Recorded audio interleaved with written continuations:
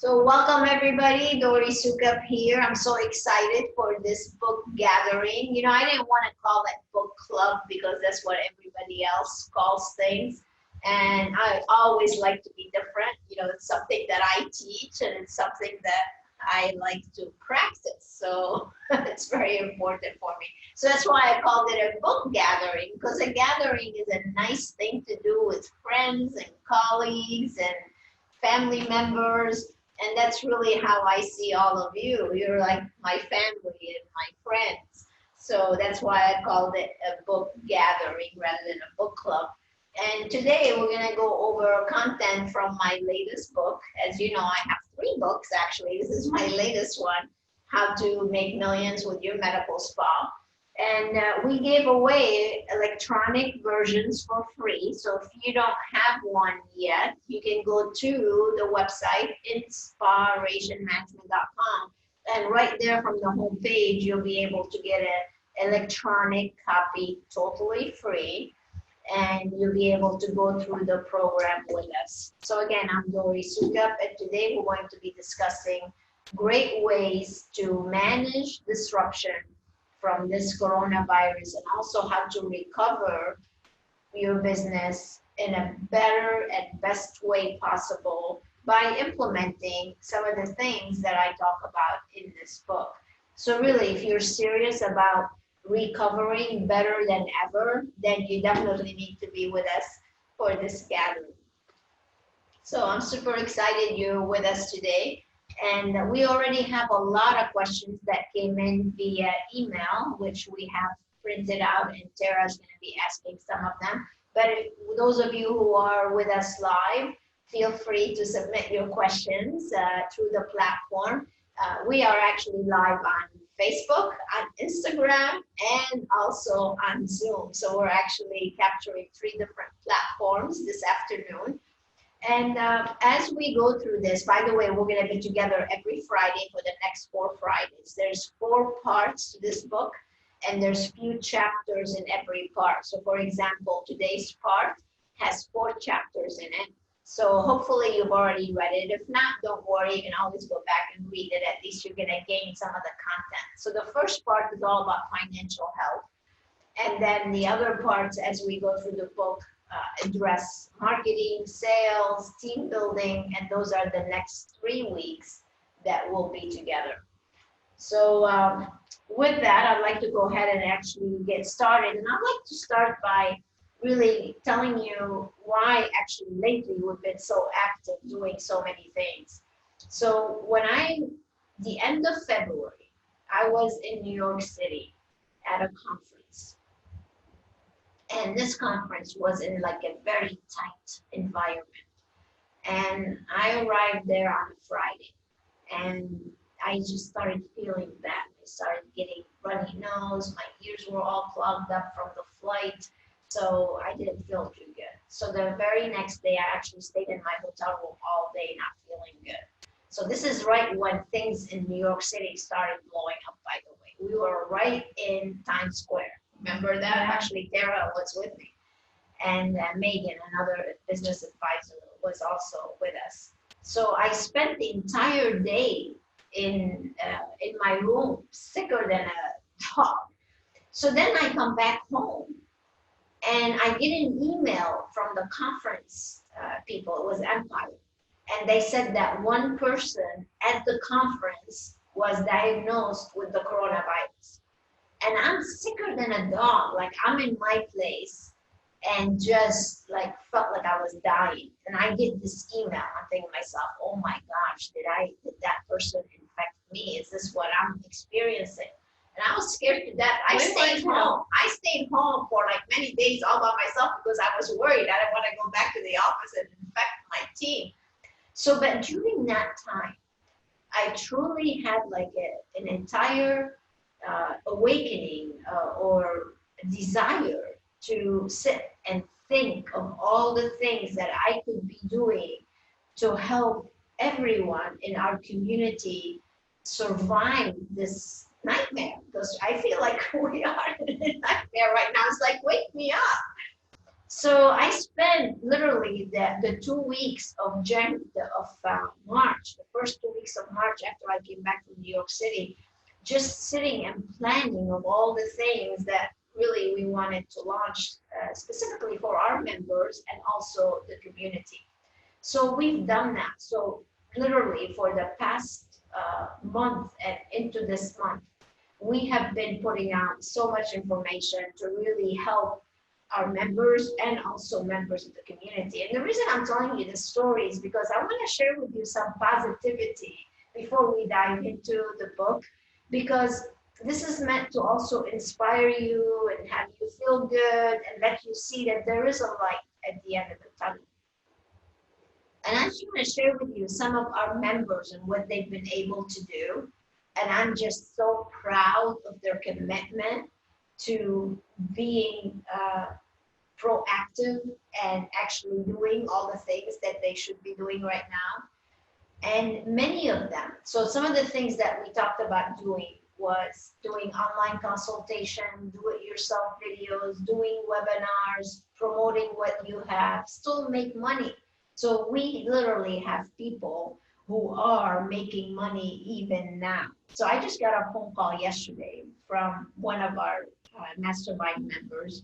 Actually, I got an email from Brianna, and she told me that her father did his first consultation, which we taught them how to do and gave them the presentation to do it.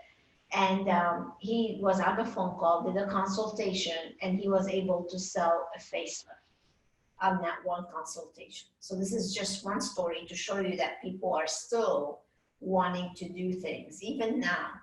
We have a client, Madeline, in Canada.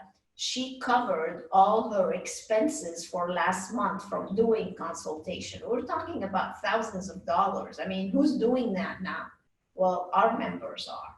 And I want to encourage you and inspire you that even in this time, you can still do a lot of great things. So I just want you to be proactive, look at what you are doing right now and how you can improve it and do it better so you can navigate through this. And if you have not been part of the MAPS series that I've been doing for you, you really should. Again, those webinars are all available on 2 sites. There you can see them. Actually, you can see them 3 places. You can see them on YouTube, the InSPAration Management YouTube channel. If you have not subscribed to that, you really should go and subscribe. You can see them on InSPArationManagement.com, and you can also see them on Global MedSpa Association.com. So all those webinars that we've been doing as part of the MAPS series to help you minimize the disruption and help you create a recovery plan. And that's really what this is also about. It's part of that whole series that we are doing so we can help you impact your business in a positive way. So if you're just joining us, I'm in my condo in Daytona Beach, so I get the pleasure to wake up to beautiful sunrises every morning. So I thought I'll give you some sunshine and some ocean view, and that's why we're sitting here. I'm sitting here with Tara. She's my right-hand person. She does so many wonderful things for us. And she's going to be fielding some of the questions that are either coming in now or already came in. So let's start a little bit here with part 1. So part 1 in this book is all about financial health. And in it, there's 4 chapters to discuss the health of someone's business. So I know we had some questions that came in already, and then also she's going to see who else has questions. So when we're talking about financial health, one of the most important things to me is having a good, solid business. And actually, what we're going through right now tells me a lot about your financial health. It tells me whether you can actually live and pay your bills for how many months into something like this. So what is your reserve fund? So God forbid, if something like this happens, which it did, how many months can you go without having necessarily a lot of money coming in and you're still able to pay your bills. So I just had my payroll, for example, come through this morning. My accountant sent me, because I still have people working. So, you know, when you see those thousands of dollars leaving, and if you don't have thousands of dollars coming in, it's like, how many of these thousands of dollars can go out? But I get that question all the time, like, what kind of reserve should I have for my business to have a healthy business? So my answer to that is always, you should have at least 3-4 months, at least. I like 6, but you should have at least 3-4 months in reserve, to where you can really feel free and not worry about, oh my gosh, you know, where's the money gonna come from? And that's huge. So if you're one of those people today that are going to navigate through this without worrying so much, then you have a healthy business. But if you're one of these business owners that's going crazy, as a matter of fact, I think one of the questions was, who do you think is going to survive? Yeah, they're like, what's your opinion on who's going to survive the coronavirus on their business aspect? Exactly. So if you're questioning that, or if you don't think you're going to survive that, because there are some people that are not going to survive because they were not a very healthy business. They didn't have the right pricing. They didn't have the right profit margin. They didn't have the right compensation model. So when your business is not healthy, now you're in a panic. You're like, oh my gosh, how am I going to survive this? So who's going to survive? The smart people, the people that planned properly, the people that have the reserves are the people that are going to survive. And if, you know, it's sad to me. I mean, thank God all of our members, you know, I drilled this into their heads enough that they are healthy. They're still paying us for our membership. But if you're not, then now is the time to really start replanning your relaunch. So what do you need to do? What do we need to change? What structure do we need to implement? So those are the things that are so important right now. And yes, I think some people are gonna wash away because they didn't have the right systems in place. Well, you mentioned Mystique earlier in that consultation they had, and I actually talked to Brianna, the manager, yesterday, and she was telling me, she's like, Tara, if I wasn't a member, we have no idea what we would be doing. They're like, we would be sitting in our house just curled up because we had nowhere to go. Yeah. And they're like, we're thankful that Dori stepped up and now she has a relaunch plan for us. Mm-hmm. And now we have a path and we're just following it. So to me, that shows as long as people are engaged and following you, they're going to make it. Yeah, exactly. So those are the things I want to encourage you to do, because financial health to me is like the most important thing. And if you have things, and that's what we're going to talk about, is what things should we have in place to actually ensure our financial health for our business.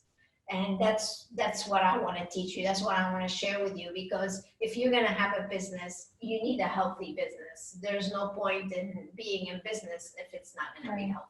Absolutely. So let's take some questions from chapter 1. So chapter 1 in the book, excuse me, is, into chapter 1 here. Okay, so Secrets to a Healthier Business is chapter 1. And I love the quote that I have in here: people don't plan to fail, they fail to plan. And if you're probably not one of these people. If you're failing to plan, you're not going to be here with us. So if you're here with us, obviously you want to do better. So let's take a couple big questions from chapter 1 for folks, so we can go through it a little bit, and then we'll move on to chapter 2. So I think your quote ties right into our first question. Michelle had asked, how often do you recommend someone doing a business plan? Mm-hmm. And that's a great question. And that's actually one of the big mistakes people make all the time, is that they do a business plan. As a matter of fact, we see them doing it all the time because they hire us to do the business plan for them. And they do the business plan, and their main purpose is to just go get a loan. And then after they get a loan, it's like, okay, that business plan just went away. It's like, where is it? It got archived somewhere. Yeah, it's stuck in the drawer now. Right. So instead of doing that, my thing is every year you should reinvent your business, because if you don't, you're just gonna get stale. And every beginning of a year, that's really what you should be doing. You need to assess. As a matter of fact, that's what we do with all of our members in January. It's exactly, we do this whole assessment for them on the entire business.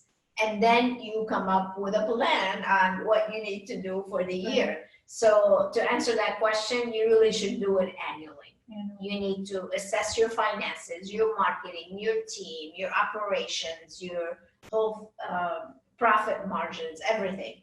And then you make a plan for the whole year. So I would advise it to be every single year. So a few of the questions that we have for chapter 1 are kind of people starting out. So some of these questions are maybe for people that's starting their businesses. So Veronica was asking, what's the best way to pay myself when we are just starting out? And everybody is always asking us that question. Yes. And actually, it's not just starting out. I was doing a private coaching call before all this, and I was speaking with a doctor, and he's already I'm looking at their P&L statement, and they're generating over $2 million in business. And he was complaining because he's not paying himself. I'm like, you're generating $2 million in business. How can you not be paying yourself? Right. And that's ridiculous. I think you're telling him he bought himself a job. Yeah. Yeah. And then he's like, oh, I've been waiting. It's like, what are you waiting for? You need to pay yourself.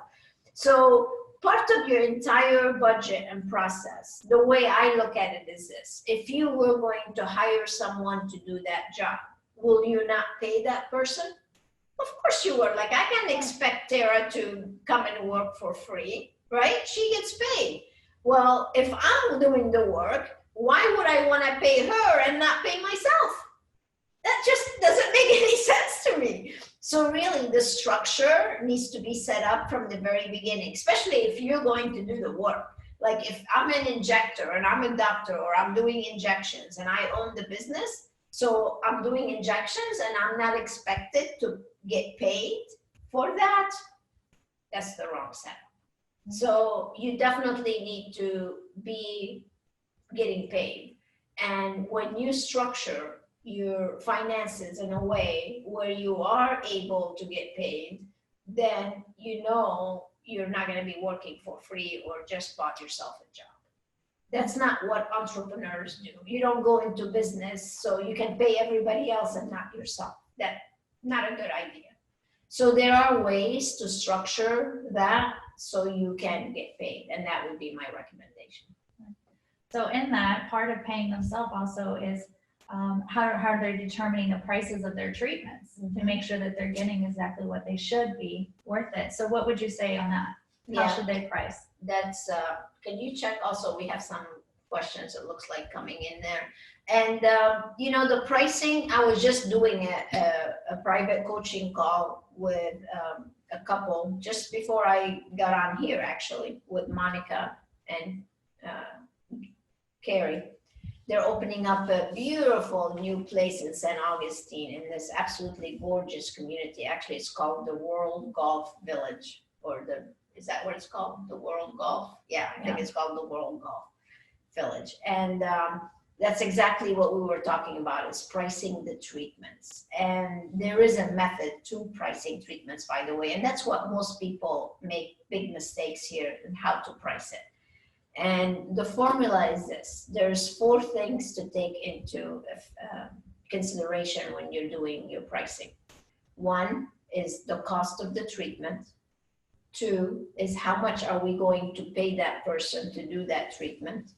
3 is your operating cost ratio, the percentage of overall revenue. And then 4, how much profit do we want to make?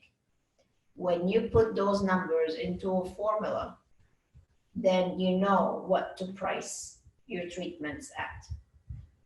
There's actually a story that I tell usually during our seminars that we do, or when I'm speaking, is I was doing a seminar one time, and we were talking exactly about how to price treatments. And I asked the audience, I said, well, how did you decide to charge that for a facial?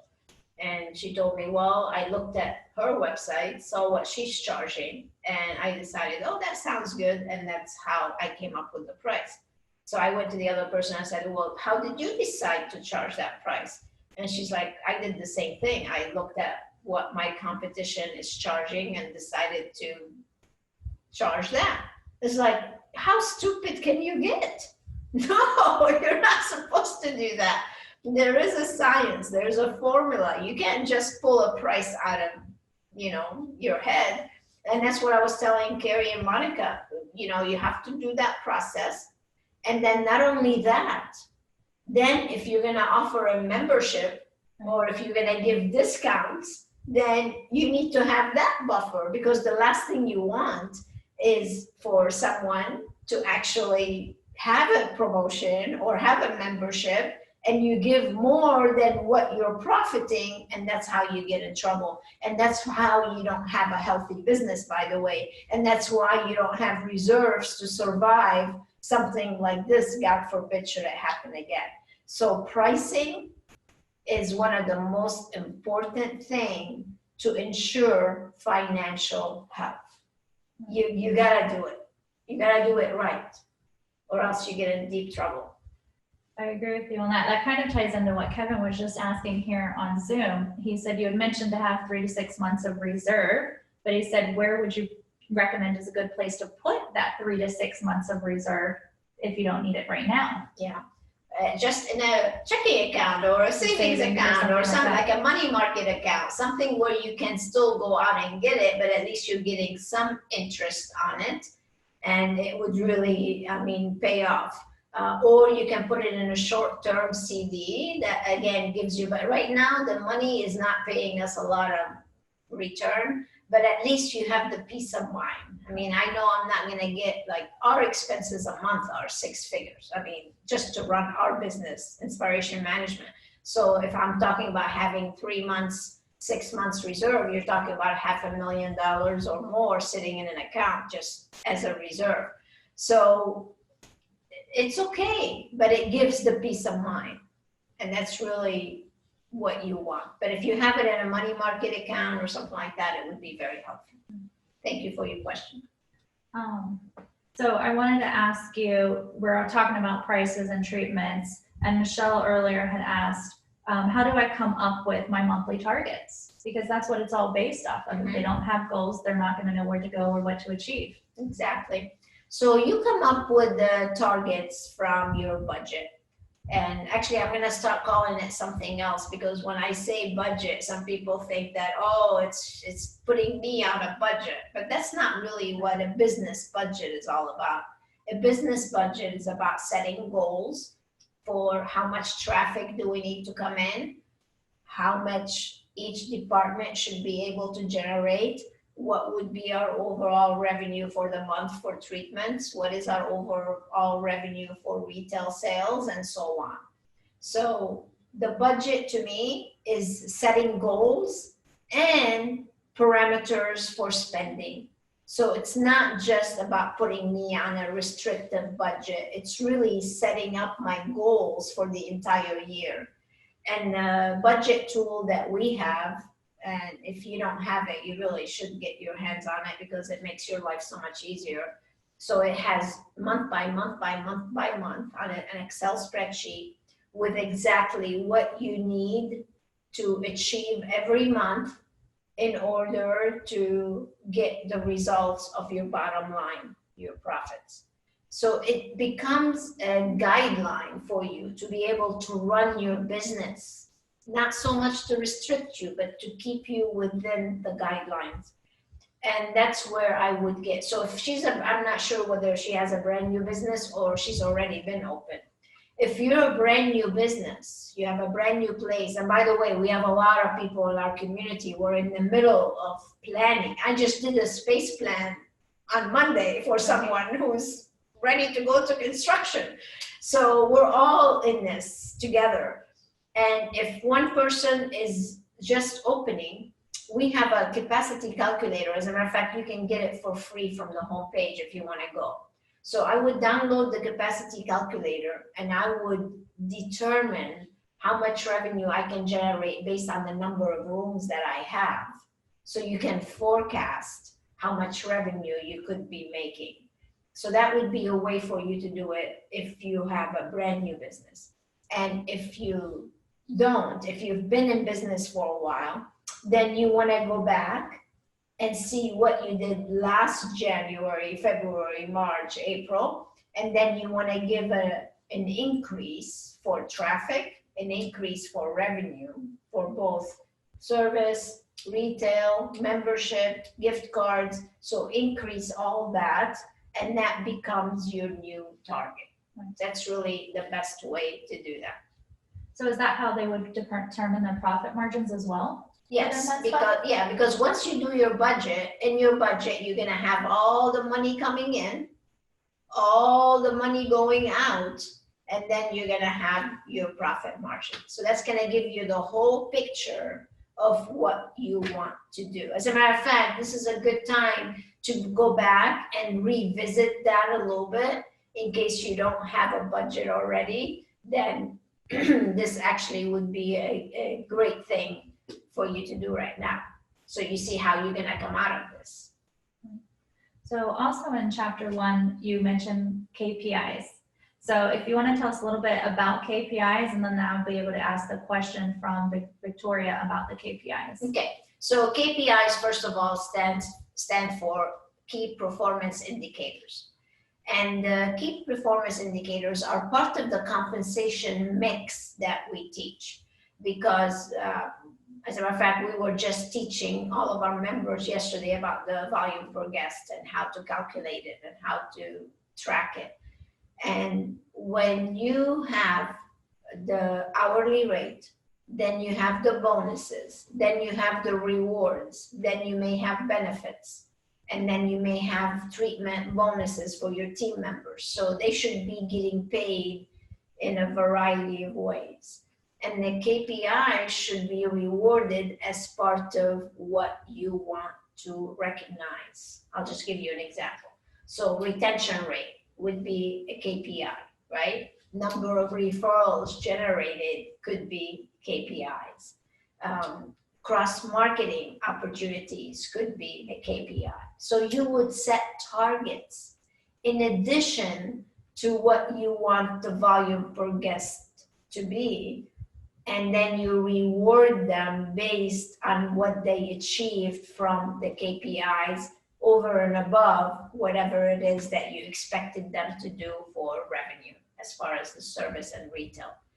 I love KPIs. It should definitely be part of your compensation model because it gives people an additional way to shine, to stretch, to do better, to improve.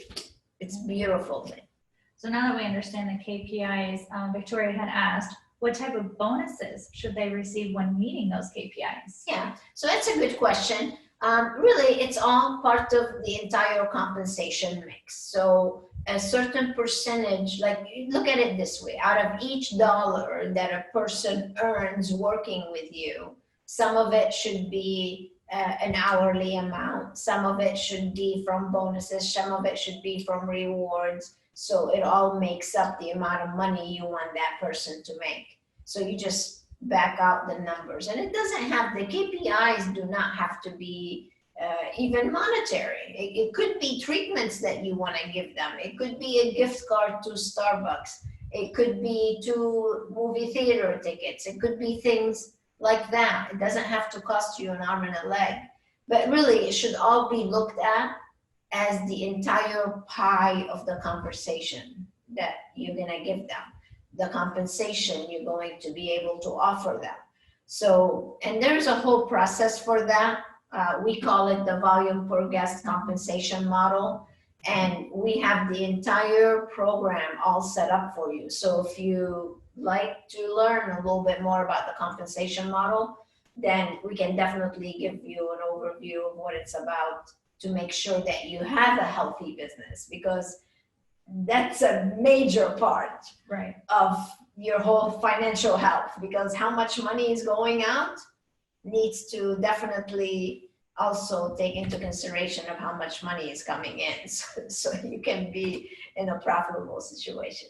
So you already mentioned about VPGs, which is the next section of chapter 1. And Cindy had asked, well, actually made a comment. She loved reading about the VPG plan, but how does one decide what the VPG targets should be for their team? That's a good question also. The volume per guest VPG really varies a lot, again, on whether you're a brand new business or a business that's already been in existence. And if you've already had a business, then you can calculate where you are right now as far as the volume per guest. So let me just, actually, there's a formula in the book, how you calculate the volume per guest. But just briefly, you just take your revenue that, let's say, Tara did last month, and how many people did she see to generate that revenue. So I would just take her revenue divided by the number of guests, and that's gonna give me how much she averaged for each person that walked into her place, right? So volume per guest. So how do I set up a target for Tara? So if I'm already in business, I can go to the department VPG and then her own personal VPG. And I would want to see what is my best person able to achieve right now. Let's say she's an esthetician and she's averaging $200 a person right now. Now I know she can do better. So if I want to set a new target for Tara, then I would add maybe 25% on that, and I would make that her new target. So the targets are meant to change, just like Olympians break records all the time. So the targets are meant to move up. And if they're not moving up, frankly, you're not improving. So I just did a call with another member actually where the team was hitting the target all the time. Well, that tells us it's time to move them up, right? So you need to always monitor where that volume per guest is, and then how can we keep increasing it. Well, and I think it keeps it fun because when you have a target to reach and it's not the same thing every month, kind of gets boring, right? Yeah, for sure. So it keeps them engaged. So we're talking about the team, right? And everybody generally has a team lounge in their office. So in your book, you speak about putting position statistics in the team lounge. Yeah. But Victoria had said, my team is not crazy about the idea. How do you conceive them or convince them it's the right thing to do? Mm-hmm. Actually, I hear that as an objection from many people. And you know what's funny? The people that object are the losers because they don't want to be called out. Yeah, exactly. You are. That's exactly what it is. You're being called out. And those are the only people that worry about that. I look at it this way. In sports, like let's say in baseball, football, hockey, whatever, do they publish statistics for each player? Well, absolutely. Of course. Do you think if I played baseball, I'm going to go to my coach and tell him, can you just keep me off these statistics? They have to publish them. So if you have somebody who's worried about that, that might not be the right person on your team. So it's very important to share statistics, to share at least the volume per guest and where they are. And when we talk about financial health, the compensation that we teach is tied to that volume per guest. So it's good for them to keep seeing that. And you have to convince them why that's important. That's important because out of sight is out of mind to me. So if I don't see where I am every single day, then I'm not going to be as focused on my work.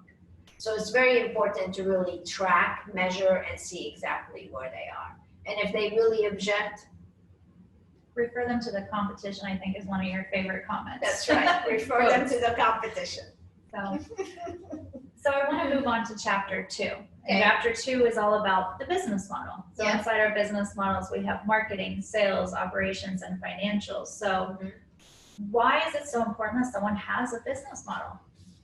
Oh, because without it, you're going to build your place on quicksand and you're going to get swallowed up. As a matter of fact, that goes back to who's going to survive. Right. So not only are the people that don't have the reserve, but it's also the people that don't have a good systematic model to implement and live by. So yes, chapter 2 is very important because you have to have a model. So we call it the 4 S's. So you have to have structure, systems, strategies, and solutions. The 4 S's, which equal the 5th S, which is success. So when you have those 4 S's in your business is going to be operating on autopilot. And that's really what should be your goal. The goal should be, I need not to be there. The reason we all went into business is to have more freedom, to have a better lifestyle, make the money that we want, not have to worry about anything, right? Not work as much as we do. Instead, if we don't have the 4 S's in our place, then we're winging it. And when you wing it, it requires you to work harder and much longer and not make as much money. So you gotta have a model. You have to have the marketing model, the sales model, the financial model, the operations model. And that's what we encourage you to do. As a matter of fact, part of our members, our mastermind members, they have all the manuals, which basically spell out the model. And all they have to do is take it, fine tune it, customize it to their needs. And now they have a business model that they can live by. So if you were to take away one thing here today, you definitely need to have your entire business model in writing, and then you're teaching from it and you're implementing from it. And that's what's going to help you have a business on autopilot. So since we know our business models consist of 4 things, let's talk about the marketing piece of it. Christina had asked, I'm opening a new med spa. I did a business plan with you guys, but do I really have to do a marketing plan too? Mm-hmm. It's funny. Yeah, again, back to this thing, people don't plan to fail, they fail to plan. I have to tell you, doing the business plan is great, but you gotta have a marketing plan. If you don't have a marketing plan, you're not gonna know what to do. And one of the most important thing about the marketing plan is what? Knowing your numbers. Knowing your numbers and lead generation. You gotta know your numbers. I can't tell you how many people spend thousands of dollars. I was doing a financial assessment not too long ago, and before this fiasco. And these people had spent on Google AdWords alone, like $149,000. And they were that much and much more in the hole. And they're wondering why they're not doing it. Like Google AdWords is the stupidest place, I think, to invest your marketing dollars. There's so many other things that you can do besides that. And if you don't know what's converting, how much is it generating, how much is it costing you to generate each lead? What's the conversion rate on each lead? And how much revenue are we generating from that lead? And what's the lifetime value of each client once they become a client? If we don't know those numbers, then you're spinning your wheels. You're not being very smart. So marketing comes down to this. It's all about traffic, by the way, because you could have the most beautiful place, and if you don't have a good lead generation magnet in place to drive people to your business, then you really have nothing. So my big takeaway for you from this is focus on lead generation and know how much money it's costing you for every lead that you generate, and then how many of them are being converted into clients. And when you focus on that and you have a plan and you know what's working and what's not, now you're being smart. So even if they don't do a whole annual marketing plan, they should at least do the next 3 months. Like, what are we focusing on for the next 3 months? What's the theme? What's the strategy? What are we gonna do?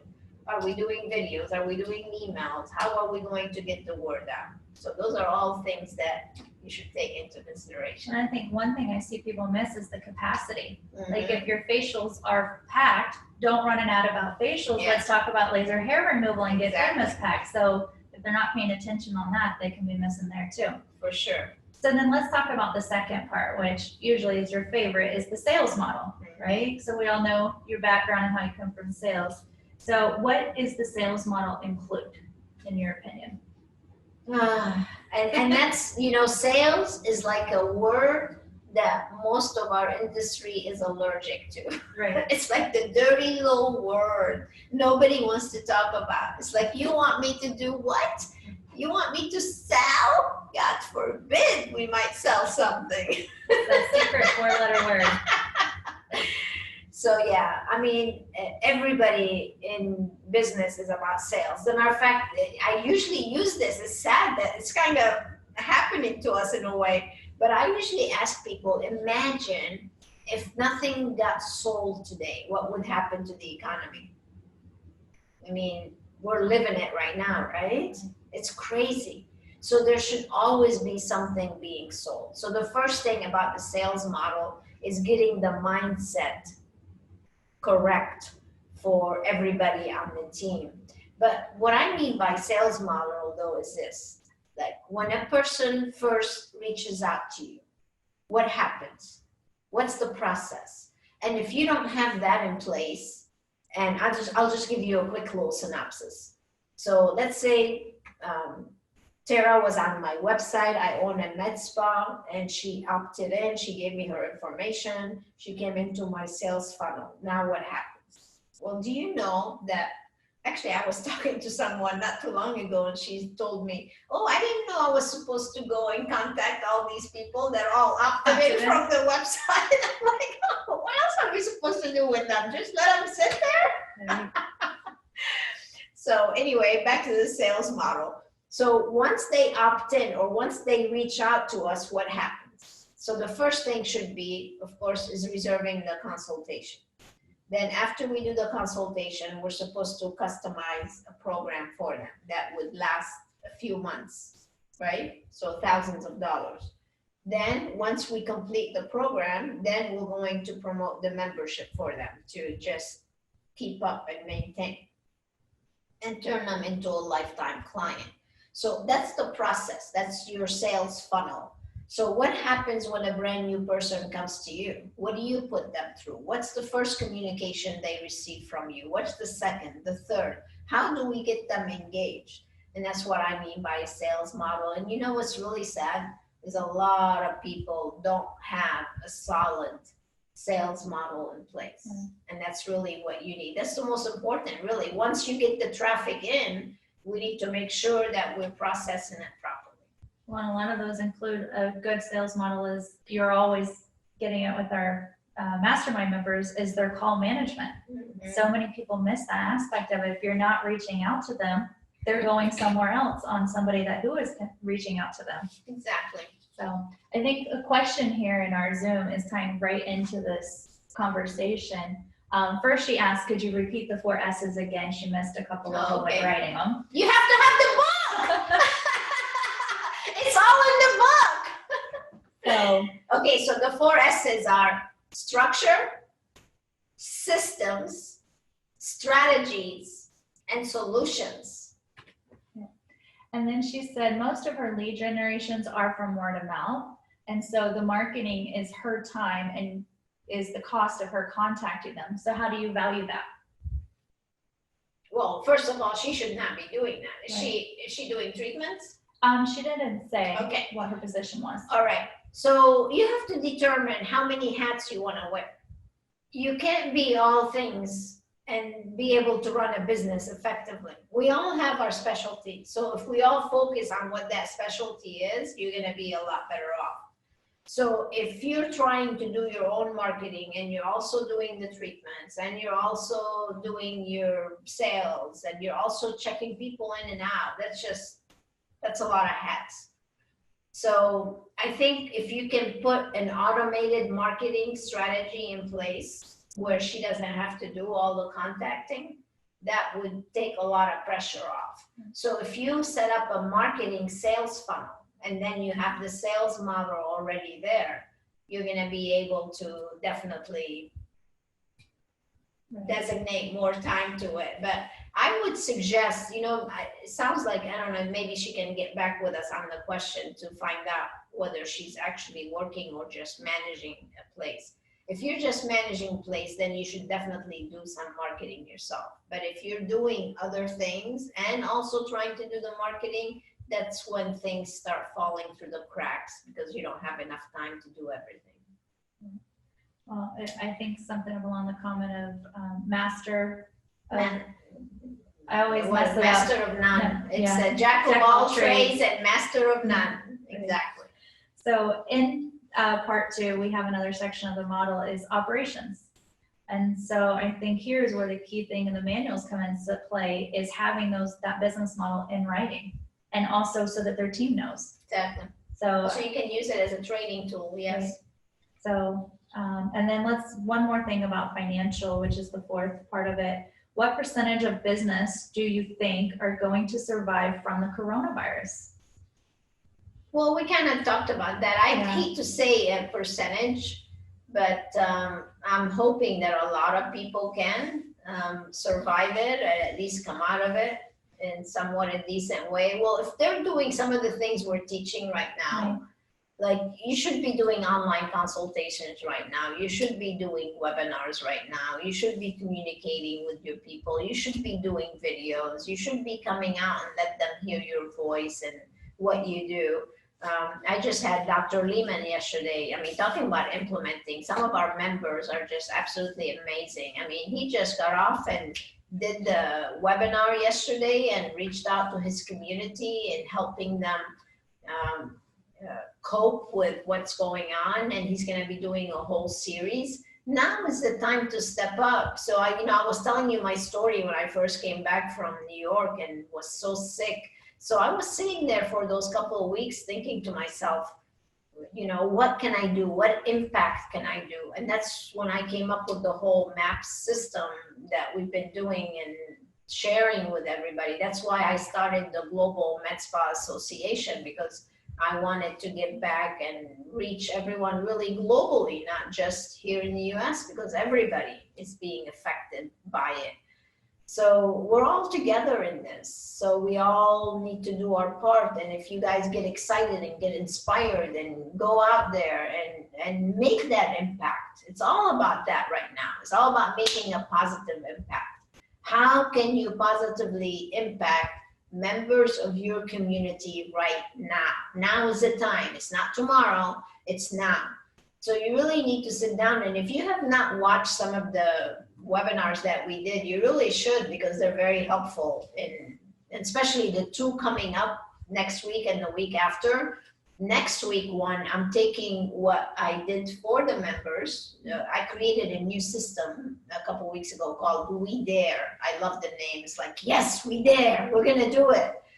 And it's all about the online consultation. Then I'm doing another preview for the webinars the following week. And those are the things you should be doing right now.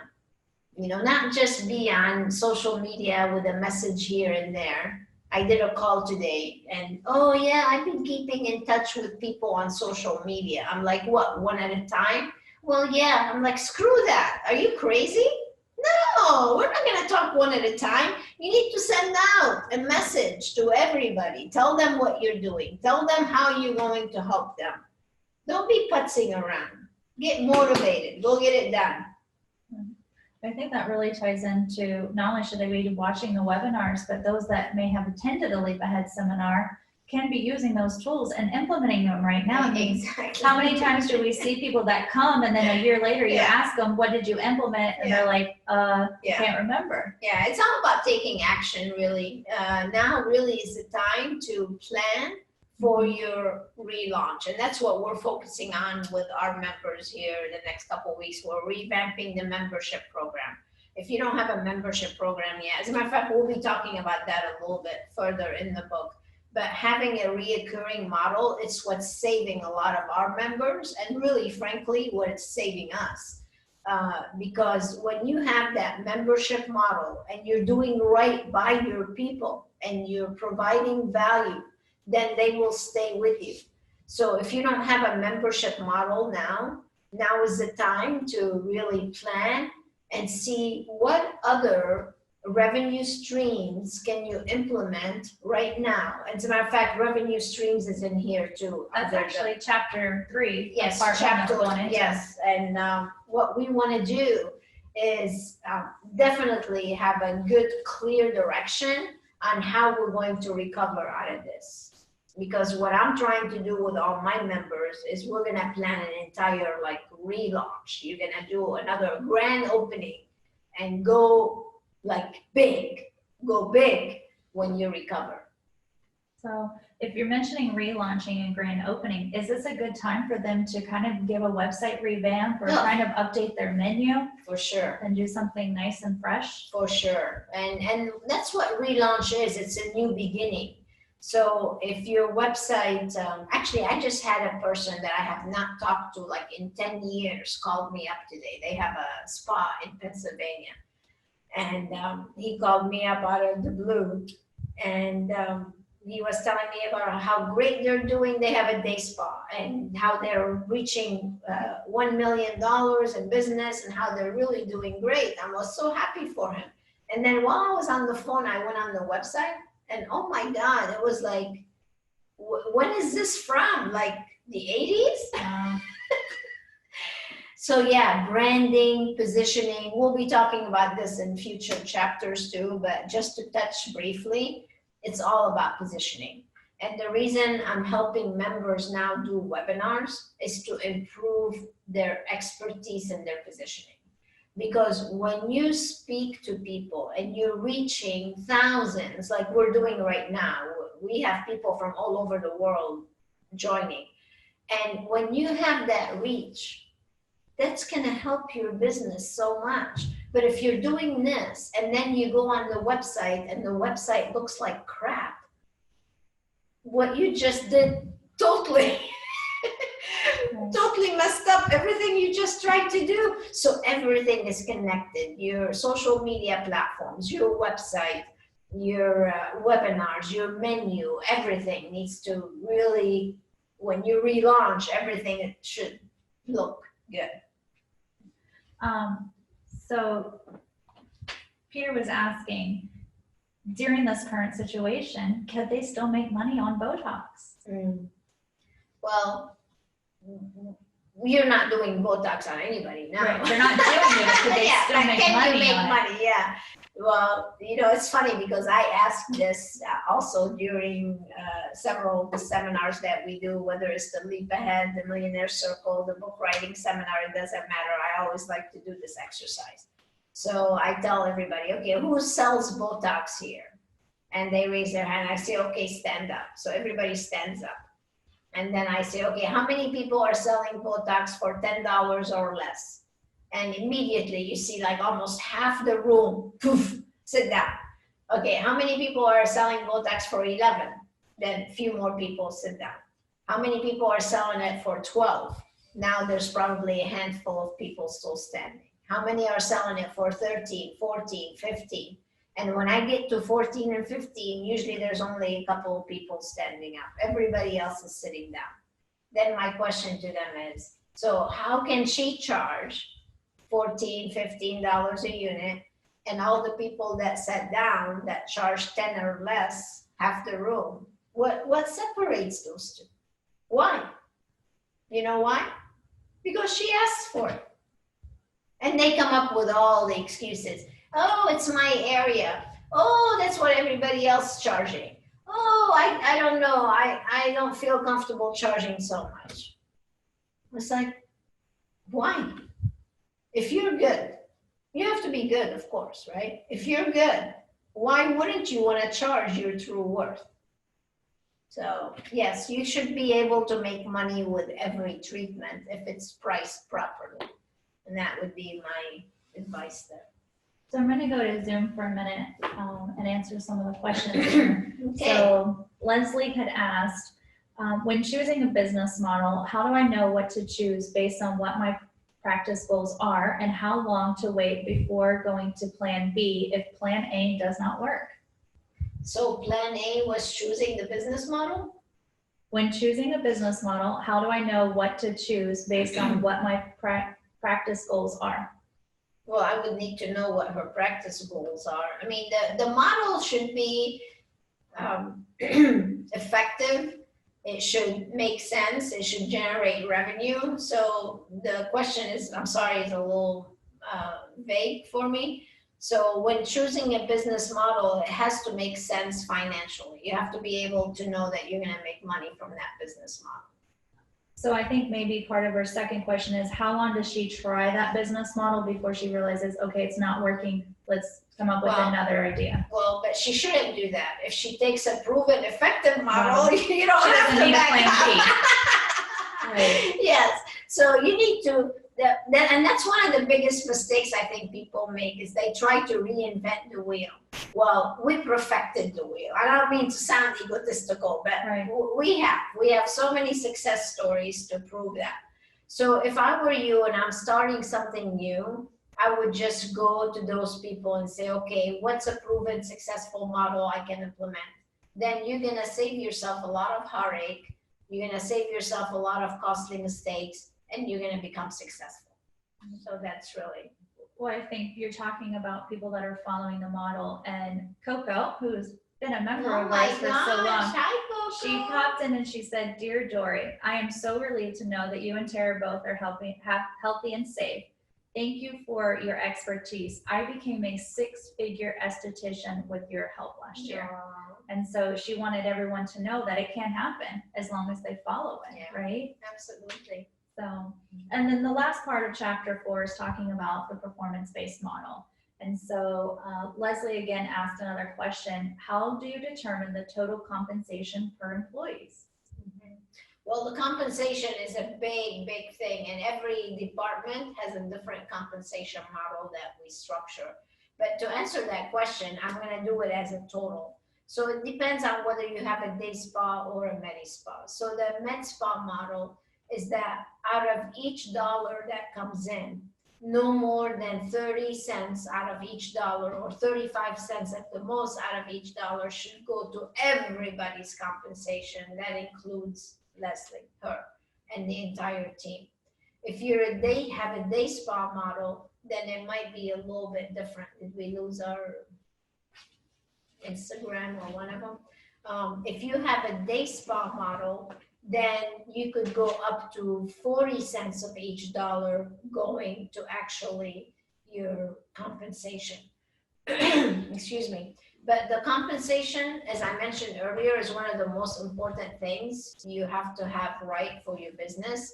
So it's very hard to just answer an amount for each position, because a lot of it goes in it. How much we're gonna pay them an hour, how much in bonuses, what kind of benefits are they gonna get? Are they gonna get gratuity, yes or no? So there's just so much that goes in it that we need to dissect to really answer those questions properly. So we're almost close on the time, so I wanted to take a moment and ask you, can you tell us about what we're going to prepare for next week, and then a little bit more about the webinars that you have going? You mentioned about the We Dare, and some people were asking a little bit more details about the We Dare, and then you have a webinar about webinars. That's right. That's funny. We're doing it. We're doing webinars on webinars. So the We Dare is I'm so proud of that system, actually, because we came out with it like so fast, because I had to think of how can we make money immediately and helping our clients make money immediately. And I came up with the We Dare, and it's all about how to structure the consultation right now and get people to reserve a consultation. That really was the whole strategy, is how do we get people to do a consultation with us online? How can we take them through the process, so at the end of the process we can actually recommend products or treatments to them so we can generate revenue? And what can we do before they get off the internet with us to schedule maybe another time to talk about something else so we can keep them engaged? So that's what I'm going to go over next week, is the entire process of doing an online consultation effectively. As far as the webinar, the reason I was encouraging all of our members to do webinars is because, again, it's a great platform to reach a lot of people all at once, and improve your positioning. You have a lot to share. You guys are all smart. You're all professionals. We have doctors, we have nurses, we have nurse injectors, we have estheticians, massage therapists. I mean, you name it, a lot of professionals. And you can help people with your knowledge and your expertise. And if you don't go out now and share it, then you're missing out. So during that webinar, I'm going to be teaching you how to put on webinars, because I've done it for about, I don't know, 20 years probably, or whenever webinars came out, I think.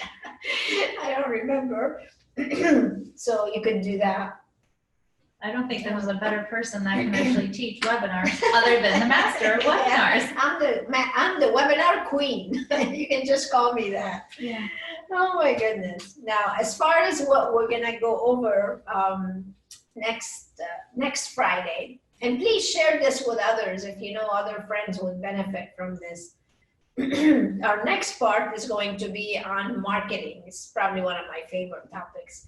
So we're going to talk about how to increase traffic to your place, how to differentiate yourself from the competition, and then how to create videos that are effective. So those are the things we're going to talk about. So I want to encourage you to read chapter 2. Again, you can get the book 2 ways. You can go to InSPAration Management and download an electronic copy totally free. Or you can go on Amazon. We reduced the price to only $1 for you to go and buy it and do it and read it. So you can get it both ways. And if you have questions as we go, you can always email them to info@inspirationmanagement.com, and that way we can be ready with questions for our next event. Wow. This was fun. It was.